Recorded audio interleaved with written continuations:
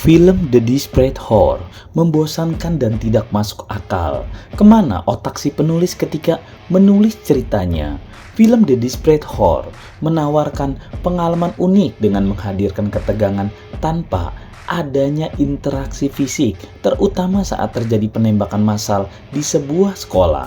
Meski film ini telah dirilis di XX1, banyak penonton yang awalnya skeptis karena alasan-alasan tertentu. Salah satu alasan skeptis utamanya adalah penonton merasa film ini dibuat dengan meminimalkan interaksi fisik yang sebagian besar disebabkan oleh situasi pandemi COVID-19 saat produksi filmnya berlangsung.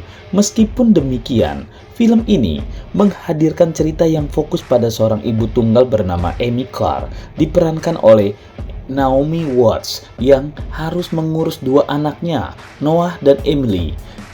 Cerita dimulai ketika Amy sedang menjalani kegiatan jogging di pagi hari. Kehidupannya yang tenang tiba-tiba terguncang oleh berita penyanderaan di sekolah anak-anaknya.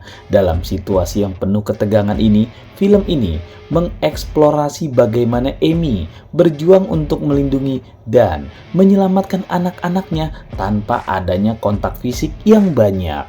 Meskipun film ini mungkin tidak cocok untuk semua orang, terutama di Indonesia, di mana preferensi penonton beragam, namun konsep ketegangan tanpa interaksi fisik memberikan sentuhan yang unik pada cerita. The Desperate Horror memberikan perspektif baru tentang bagaimana sebuah film dapat menyampaikan ketegangan dan emosi tanpa harus mengandalkan adegan interaksi fisik yang klasik. Walaupun ada skeptis di awal-awal, film ini tetap saja mengajak penonton untuk menjelajahi keberanian seorang ibu di tengah keterbatasan dan bagaimana situasi darurat dapat memunculkan kekuatan yang tidak terduga. Setidaknya, itulah konsep awal film ini. Pada kenyataannya, film ini memiliki beberapa kekurangan yang membuatnya kurang memikat bagi sebagian penonton. Dari segi narasi, film ini dianggap monoton dan membosankan dengan dominasi interaksi satu arah yang membuatnya terasa kurang dinamis. Hanya wajah Naomi Watts saja. Sejak awal film ini memang memiliki kekurangan dalam hal konsistensi logika. Meskipun awalnya film ini terlihat normal, film ini cepat beralih menjadi kegiatan jogging yang membosankan, dan baru setelah 25 menit terakhir karakter utama mendapatkan pengemudi online yang membawanya. Kalau di sini seperti GrabCar atau GoCar, salah satu poin yang dianggap tidak masuk akal adalah ketika Amy yang diperankan oleh Naomi Watts sibuk menelpon semua orang untuk mencari tahu tentang anaknya. Namun, kejanggalan muncul ketika Amy meminta bantuan seorang montir bengkel untuk mengecek pemilik mobil melalui nomor plat mobilnya.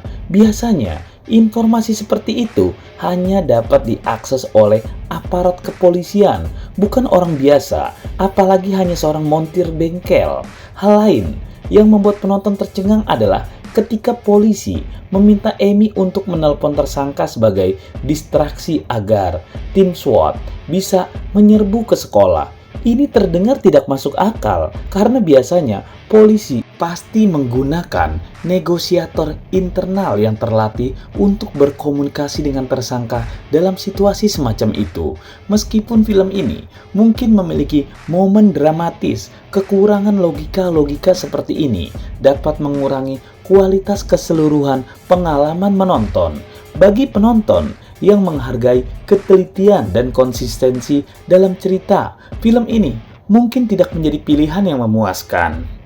Walau memang film ini diproduksi pada tahun 2020 selama masa pandemi COVID-19, kita memang harus melihat dengan pengertian terhadap kendala produksi yang dialami. Pembatasan masa itu memaksa pembuat film untuk menggunakan sedikit pemain dan interaksi seminimal mungkin. Meskipun dibatasi oleh kendala produksi, film ini tetap menarik perhatian dari segi visualisasi. Pengambilan gambar dilakukan dengan berbagai sudut pandang, memberikan elemen menghibur dan menyenangkan. Akting Naomi Watts yang membawakan peran utama tidak mengecewakan dan menunjukkan kualitasnya yang telah terbukti. Namun, ketika berbicara tentang aspek lainnya, film ini mendapat sorotan kurang positif dari para kritikus, terutama mengingat aktor atau artis sekelas Naomi Watts dan sutradara Philip Noyce. Banyak penonton yang merasa bahwa film ini merupakan penurunan kualitas bagi mereka. Meskipun film ini menyajikan eksposisi tentang trauma mendalam dalam keluarga Amy, terutama terkait dengan almarhum suaminya. Namun, film ini tidak cukup untuk mengangkat film ke tingkat yang lebih tinggi. Motivasi di balik penembakan massal di sekolah tidak dijelaskan dengan baik. Meski Amy sempat berbicara dengan pelaku dengan penambahan sedikit dialog di antara keduanya, karakterisasi dalam film ini dapat menjadi lebih seimbang kalau ada alasan yang jelas dan masuk akal kenapa ada penembakan di sekolah.